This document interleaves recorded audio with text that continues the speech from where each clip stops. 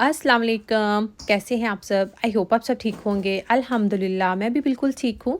यहाँ पर बज रहे थे 7:30 और मैं आ गई थी किचन में, बच्चों के लिए लंच बॉक्स रेडी करने वाली थी मैं यहाँ पर। आई थॉट कि आप लोगों के साथ अपनी रूटीन शेयर करूँगी आज, और साथ ही साथ कुछ ऐसी रेसिपीज़ भी शेयर करूँगी जो आप होममेड हैं बच्चों के लिए, हेल्दी हैं, आप बच्चों को घर में बना कर दे सकते हैं, रेसिपीज़ बना के फ्रीज़ कर सकते हैं, फ्रिज में रख सकते हैं और मल्टीपल डेज़ के लिए आप यूज़ कर सकते हैं। जैसा कि आपने देखा कि ये मैंने फ्रिज से निकाले थे नगेट्स, ये फ़िश नगेट्स हैं जो कि होममेड है। तो मैं स्मॉल क्वांटिटी में डिफरेंट फ्लेवर्स के साथ डिफरेंट रेसिपीज़ होममेड, जो मेरी अपनी रेसिपीज़ होती हैं, बच्चों के फ्लेवर्स के अकॉर्डिंगली बना के फ्रीज़ करती रहती हूँ। तो ये फ़िश नगेट्स थे जो कि मैंने एयर फ्रायर में डाल दिए हैं। मैं बिल्कुल भी पैन में डीप फ्राइड या शैलो फ्राई नहीं करती, नगेट्स हो, रोल हो, हमेशा एयर फ्रायर में ही डालती हूँ।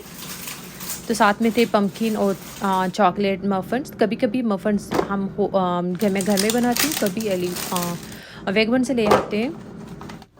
तो एज़ल को चॉकलेट कुकीज़ बहुत पसंद है, तो कभी स्कूल में वो रोए और टीचर अगर उसको चॉकलेट कुकी दे दे तो वो चुप कर जाती है, तो इसलिए मैं हमेशा उसको कुकीज़ वगैरह चॉकलेट वाली दे देती हूँ।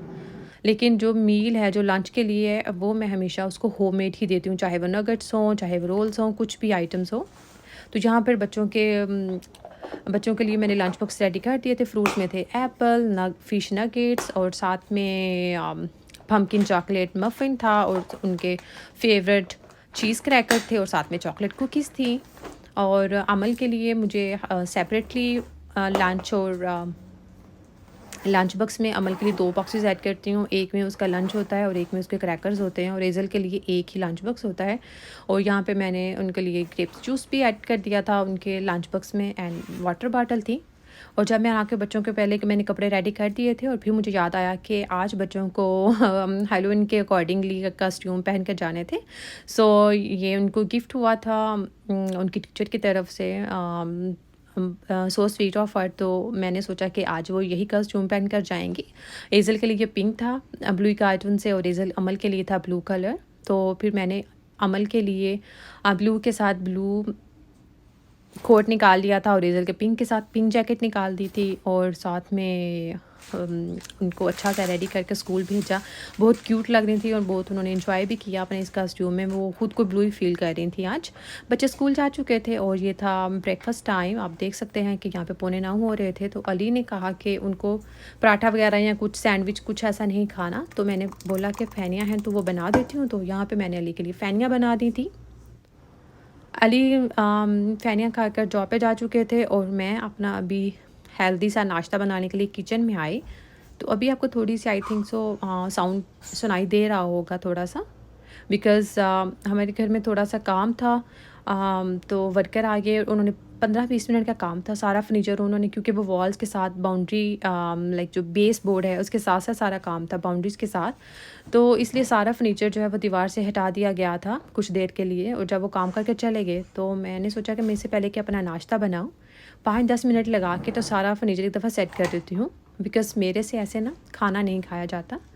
तो यहाँ पर मैंने बच्चों के लिए, जैसा कि मैं बताया कि मैंने अपने घर की हर चीज़ धोई है पिछले कुछ दिनों में। तो ये बच्चों के जो टॉयज़ थे, जो प्लास्टिक के या कुछ इस तरह के टॉयज़ जो वॉश नहीं कर सकते आप, इनको मैंने एंटी बैक्टीरियल वाइप से ही अच्छे से वाइप आउट कर दिया था। और यहाँ पे जितने भी स्टफ़ टॉयज़ थे जिनको मैं वॉश कर सकती हूँ, वो मैंने सारे नीचे लॉन्ड्री में डाल आई थी। अभी आपको दिखाऊंगी, वो मैंने सब वॉश कर दिए हैं निकाल के। तो मैंने पिछले कुछ दिनों में हर चीज़ घर की वॉश की है। लिविंग एरिया में जितनी भी चीज़ें थी वो सारी या तो वाइप आउट की हैं एंटी बैक्टीरियल वाइप से, या फिर उनको वॉश किया है। तो यहाँ पर मैंने 5-10 मिनट लगा के तो दोबारा से सारी चीज़ें मैंने जहाँ पे रखनी थी उनकी जगह पे रख दिया था, फर्नीचर वगैरह सेट कर दिया था। अभी सोच रही हूँ 1-2 चेंजेस वगैरह करूँगी लिविंग रूम में, स्पेशली जो कारपेट चेंज करूँगी, या मुझे कलर थोड़ा सा सूट नहीं कर रहा, साइज़ भी थोड़ा बड़ा है इस कारपेट का। ये हमने पहले रख था पूरे घर में, तो सॉरी कारपेट था, तो उसके अकॉर्डिंगली ये रग चूज़ किया था इसका कलर। बट आई थिंक अब मुझे कोई लाइट कलर का यहाँ पे रग चाहिए, तो लेट्स सी कब चेंज करती हूँ। एनी हो, मैंने अपना नाश्ता किया, वो मैंने शूट नहीं किया। पराठा बनाया था, हेल्दी सा वेजिटेबल आमलेट बनाया था, और मैं अपना नाश्ता करने के बाद मैं आ गई थी किचन में दोबारा से।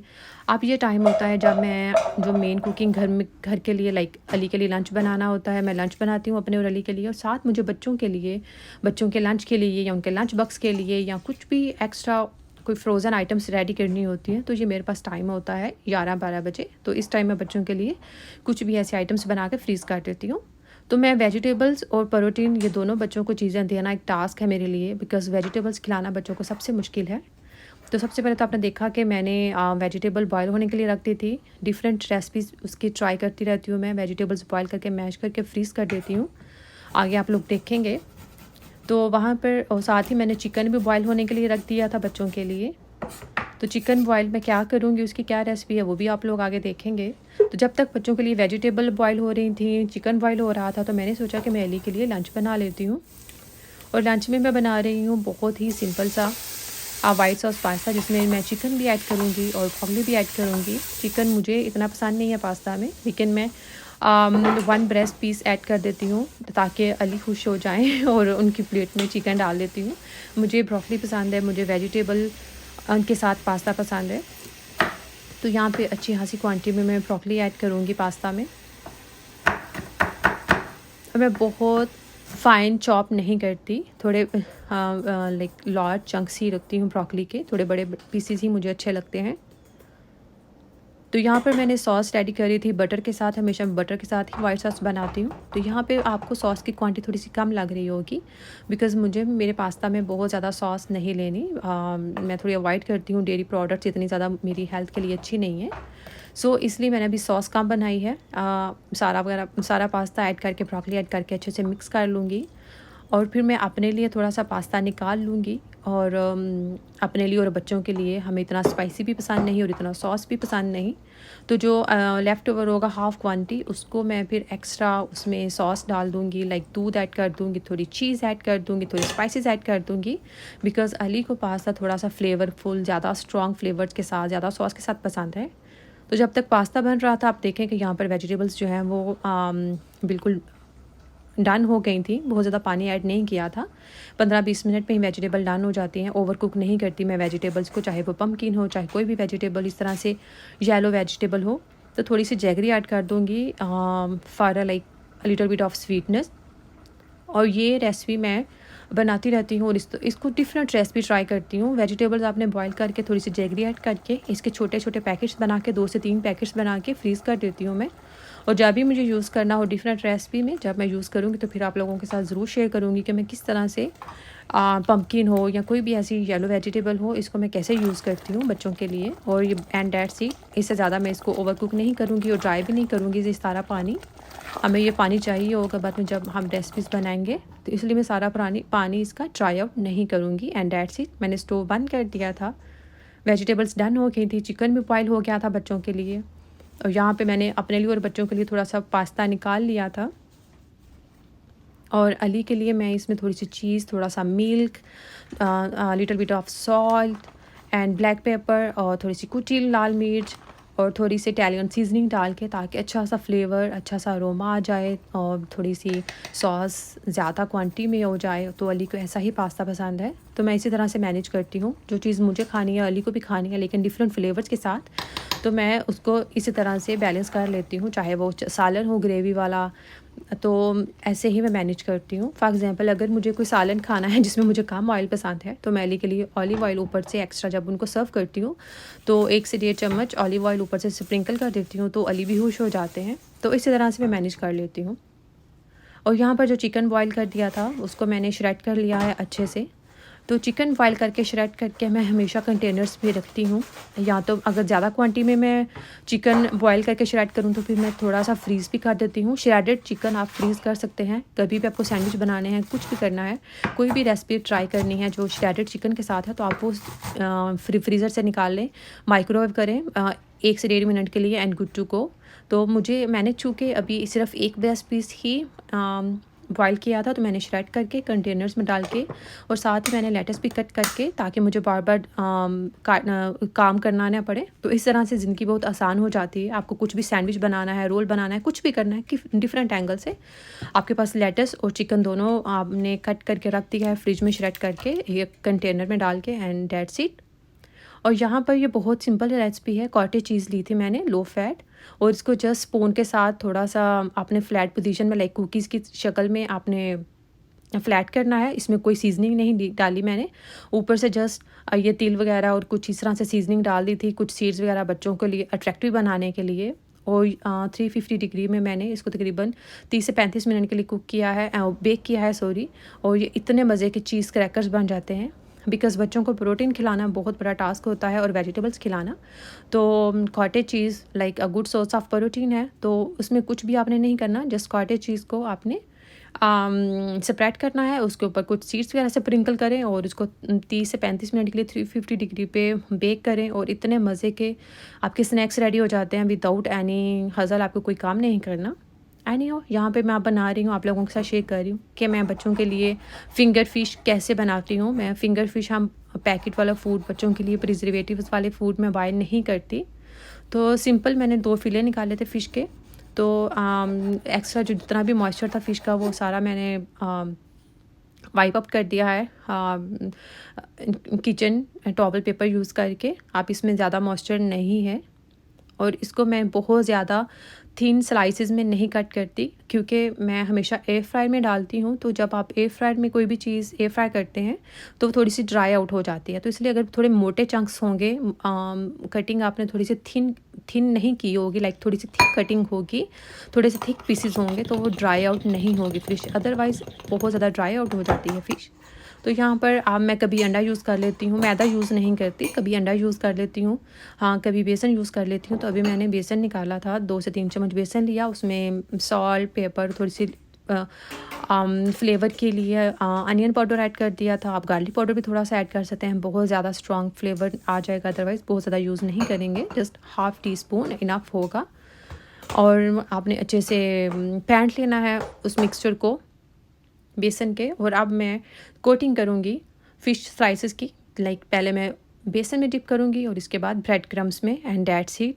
और इसी तरह से आप अक्सर जब एक फ़िश फिले निकालती हूँ तो 2 से 3 दफ़ा वो बच्चे में खा लेते हैं। तो चाहे 1 फिले हो, 2 फिले हों, मैं थोड़ी-थोड़ी क्वांटिटी में डिफरेंट टेक्सचर्स के साथ, डिफरेंट फ्लेवर्स के साथ बनाती हूँ। लाइक ऐसा नहीं करती कि मैंने एक ही दफ़ा में सारी फ़िश लाइक 6-7 फिले निकाल के तो उसको एक ही सीज़निंग में डिप करके एक ही फ्लेवर में या एक ही टेक्सचर में बना के फ्रीज़ कर दूँ।